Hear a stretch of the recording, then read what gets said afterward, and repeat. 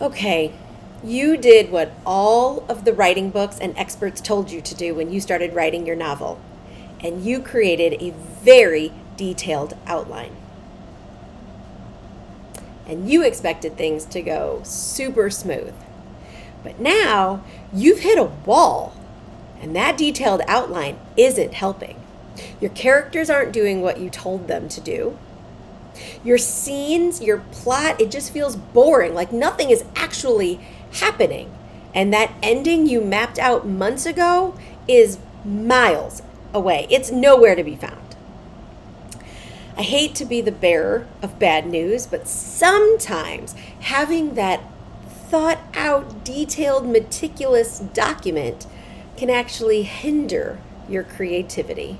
Hi, I'm Jennifer Gregson, a tarot book coach who helps writers when they get stuck in that muddy middle, especially when they get off track their outlines, get back to writing, back on track, and actually type the end, all while having a smile on their face.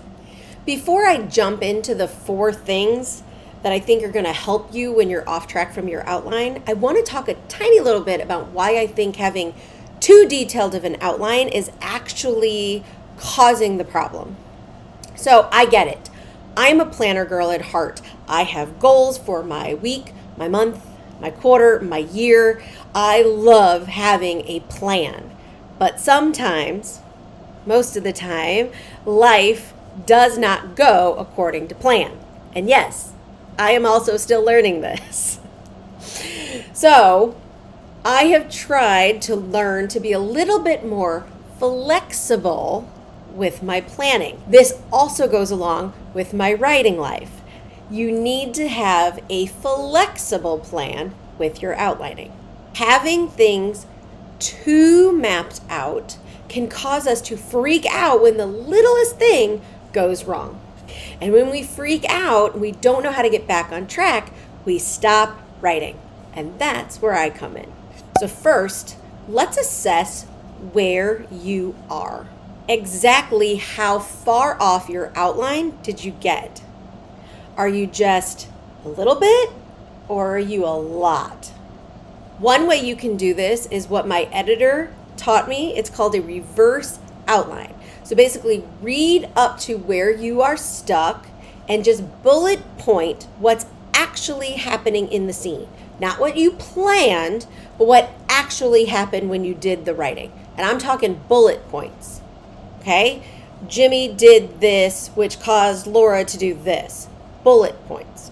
This should show you concretely in black and white what you planned and what you wrote and how far off the plan you are.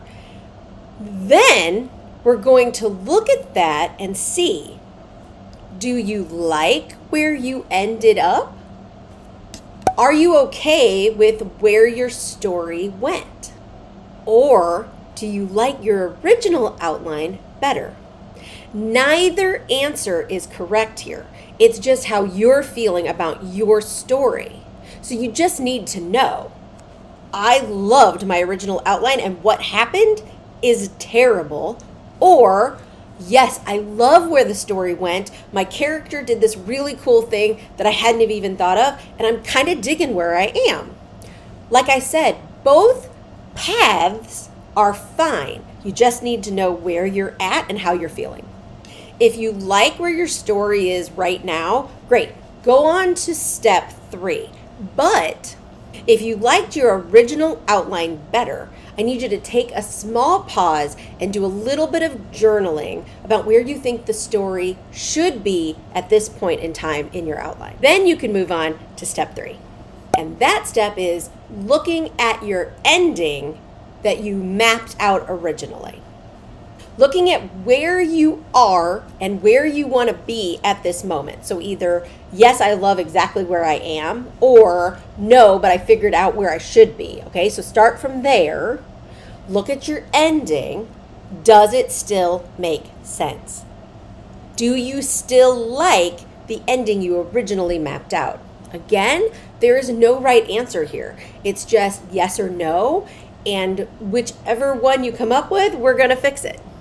So if you've looked at your ending and you are in love with that ending, the ending still works, you can see the ending, you can see a little bit of a path, great, go on to the next step. If you don't like the ending you mapped out, pause again and do a little bit more journaling about where you think your ending should wind up. I want to stress here, though, this is not about creating another detailed outline.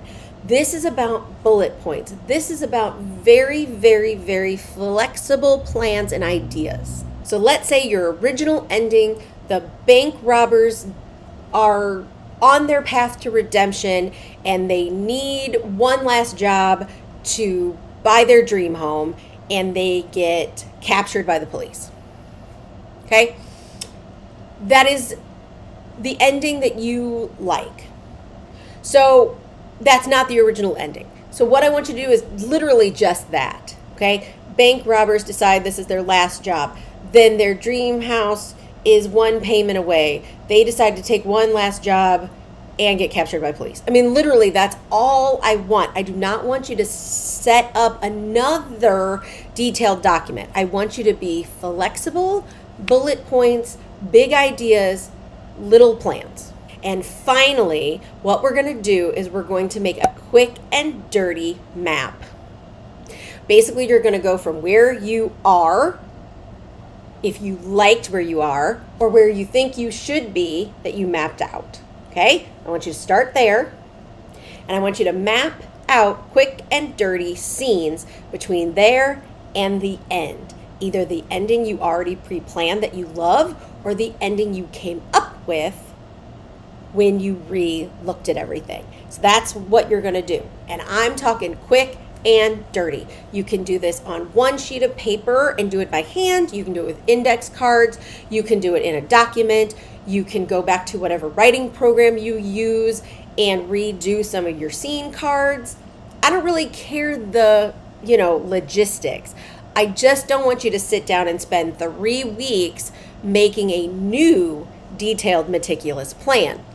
I want you to keep it a little loosey-goosey, a little free-flowing.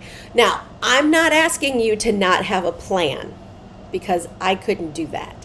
What I'm asking you to do is just try the loosey-goosey, free-flowing for just a minute and see if you feel better when you start writing. You don't have to keep this up.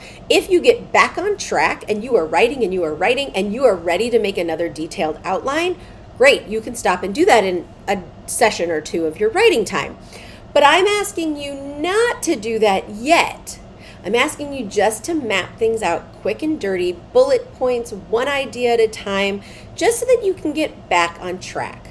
And then assess how you're feeling. So it's kind of like a hidden step 5. The way I like to do this is after my writing session on Friday, because I personally don't write on the weekends usually, so my writing week ends on Friday. If you only write on the weekend, do this on Sunday. But basically, I take out my living outline, my living document. Usually I do this via index cards, but I also sometimes put it into Scrivener, and so it lives there. Whatever it is, get it out and treat it like a living document. Ask, where am I? Where do I want to be? Does everything still work?